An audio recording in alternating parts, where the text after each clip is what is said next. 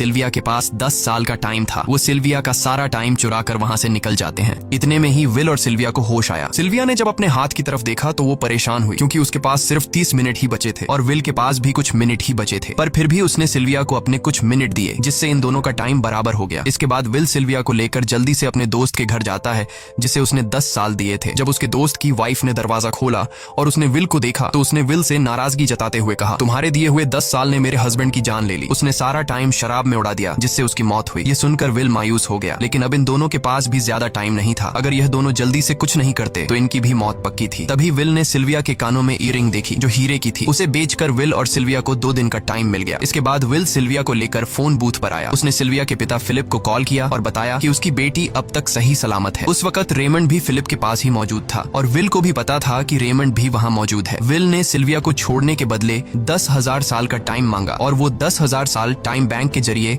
गरीब लोगों में बांटने को कहा और कल सुबह तक का टाइम दिया। हालांकि फिलिप के लिए यह रकम कुछ भी नहीं थी, पर फिलिप किसी भी कीमत पर गरीबों को टाइम नहीं देना चाहता था। इधर विल सिल्विया को अपने घर ले आया, जहाँ पर दोनों सुबह होने का इंतजार कर रहे थे। इसी दौरान सिल्विया ने विल से पूछा कि उसकी फैमिली कहाँ है। इस पर विल ने बताया कि पिछली रात ही टाइम न होने की वजह से मेरी माँ की डेथ हुई। ये सुनकर सिल्विया को बहुत बुरा लगता है और उसे एहसास होता है कि यहाँ गरीब लोग हर पल मौत के डर में जीते हैं। उन्हें एक दिन का टाइम कमाने में कितनी मेहनत करनी पड़ती है। अगली सुबह बैंक खुलते ही विल और सिल्विया खिड़की से बैंक पर नजर रखने लगे, लेकिन बैंक ने गरीबों में टाइम नहीं बांटा। सिल्विया ये देखकर बहुत मायूस हो गई कि टाइम के आगे उसके पिता के लिए अपनी बेटी की भी कोई कीमत नहीं थी। अब सिल्विया को समझ आ गया कि उसके पिता सिर्फ बिजनेसमैन नहीं है, बल्कि वो इस सिस्टम के हेड हैं। वो गरीब लोगों की मौत से अपनी जिंदगी के साल जमा करते हैं। सिल्विया को यूं मायूस देखकर विल ने उसे वापस घर भेजने का फैसला किया। वो उसे फोन बूथ पे ले आया और अपने पिता को कॉल करके अपने लिए मदद बुलाने को कहा। इस दौरान विल सिल्विया को वेपन भी दे देता है ताकि वो खुद की हिफाजत कर सके। इधर सिल्विया फोन पर अपने पिता से बात कर रही थी कि तभी टाइम कीपर रेमंड चुपके से वहां आ पहुंचा और विल पर गन तान दी। रेमंड विल पर गोली चलाने ही वाला था कि तभी सिल्विया ने रेमंड को देख लिया और घबराहट में रेमंड पर गोली चला दी। ये देख विल घबरा कर रेमंड के पास आया। हालांकि वो गोली रेमंड के हाथ को छू कर निकल गई थी। रेमंड के हाथ से बहुत खून निकल रहा था। विल ने रेमंड की घड़ी देखी। रेमंड के पास सिर्फ 2 घंटे बचे थे। दरअसल टाइम कीपर्स को भी सैलरी के तौर पर हर रोज 1 दिन का ही टाइम मिलता था। विल समझ गया कि जब तक रेमंड के पास उसके टीम वाले पहुंचेंगे तब तक रेमंड का ज्यादा खून बहने की वजह से उसकी मौत हो गई होगी। इसलिए विल रेमंड को 2 घंटे का टाइम देते हुए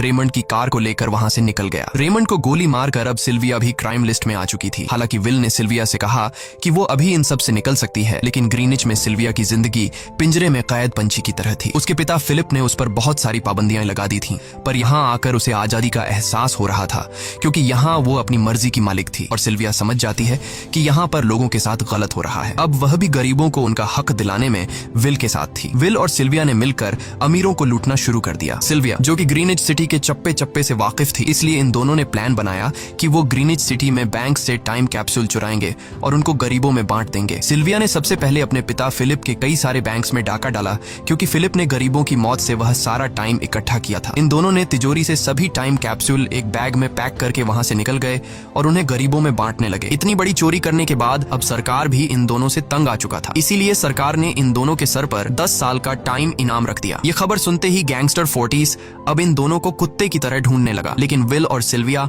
हर रोज अपना ठिकाना बदलते रहते थे, जिससे वो किसी के हाथ नहीं आते थे। यह दोनों एक होटल में छुपे हुए थे। इनके पास टाइम की कमी तो थी नहीं, इसलिए उन्होंने पूरे होटल को ही बुक कर लिया था। फोर्टिस इन दोनों की तलाश में उस होटल के बाहर आ पहुंचा। वहां उसने कुछ लोगों को पकड़कर उनसे विल और सिल्विया के बारे में पूछने लगा, लेकिन उन लोगों पर विल और सिल्विया के बहुत एहसानात थे, इसलिए ये लोग मरने के लिए तो तैयार थे, पर विल और सिल्विया का ठिकाना बताने के लिए तैयार नहीं थे। लेकिन जब फोर्टिस ने उन लोगों पर बहुत ज्यादा जोर जबरदस्ती की तो उनमें से एक बंदा मौत के डर से फोर्टिस को उस होटल के बारे में बता देता है जहां विल और सिल्विया छुपे हुए थे, जिसके बाद फोर्टिस फौरन अपनी गैंग के साथ वहां पर पहुंच जाता है और इन दोनों को पकड़ लेता है। अब विल और सिल्विया का उनसे बच पाना नामुमकिन था। फोर्टिस ने विल को एक टेबल पर बैठा दिया और उसे टाइम फाइट के लिए चैलेंज किया। विल समझ गया कि अगर मैंने चैलेंज से इनकार किया तो फोर्टिस के गैंग वाले लोग मुझे मार देंगे, इसलिए क्यों ना आज इसके साथ पंजा आजमाया जाए। फोर्टिस और विल ने एक दूसरे की कलाई पकड़ ली और मौत का खेल शुरू हुआ। फोर्टिस माहिर खिलाड़ी था, उसने शुरुआत में ही विल का हाथ नीचे कर दिया, जिससे विल का टाइम तेजी से फोर्टिस में ट्रांसफर होने लगा। लेकिन विल बिल्कुल जोर ही नहीं लगा रहा था, जैसे कि वो जानबूझकर हार रहा हो। पर जैसे ही विल के पास अपनी लाइफ के 3 से 4 सेकंड बचे, तभी विल ने अपनी पावर दिखाई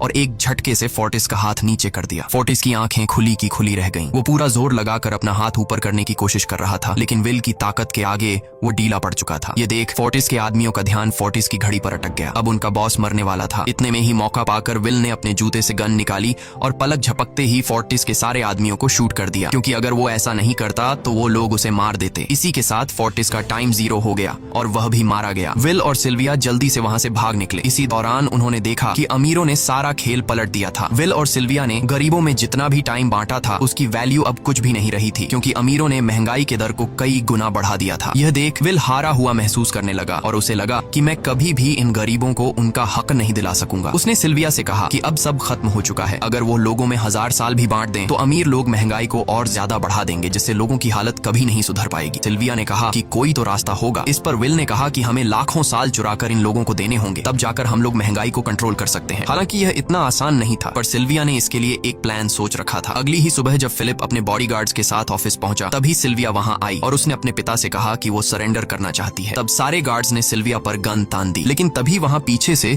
गार्ड के बेस में छिपा विल वहां आ पहुंचा। उसने फिलिप के सर पर गन रखी और उसके जरिए लॉकर का दरवाजा खुलवाया। विल और सिल्विया ने फिलिप के लॉकर से एक टाइम कैप्सूल चुरा लिया, जिसमें 10 लाख साल का टाइम मौजूद था। इस टाइम कैप्सूल का एक एक साल गरीबों की ही मौत से आया था। विल और सिल्विया वह टाइम कैप्सूल लेकर भाग जाते हैं। इधर रेमंड को जब यह बात पता चली तो वह फौरन विल और सिल्विया के पीछे लग गया। जब रेमंड ने अपने हाथ पर घड़ी को देखा तो उसके पास 1 घंटे से भी कम टाइम बचा हुआ था। वह हेडक्वार्टर कॉल करके कहता है कि मुझे मेरी सैलरी कैप्सूल में भेज दो, मेरे पास टाइम कम है। लेकिन इससे पहले कि वह अपनी बॉडी में कैप्सूल से टाइम ट्रांसफर कर पाता, उसे विल की कार दिख जाती है और वह कैप्सूल से अपनी बॉडी में बिना टाइम ट्रांसफर किए उनके पीछे लग जाता है, क्योंकि अगर वो 10 लाख साल गरीबों को मिल जाते तो गेटो टाइम जोन का हर एक इंसान अमर हो जाता और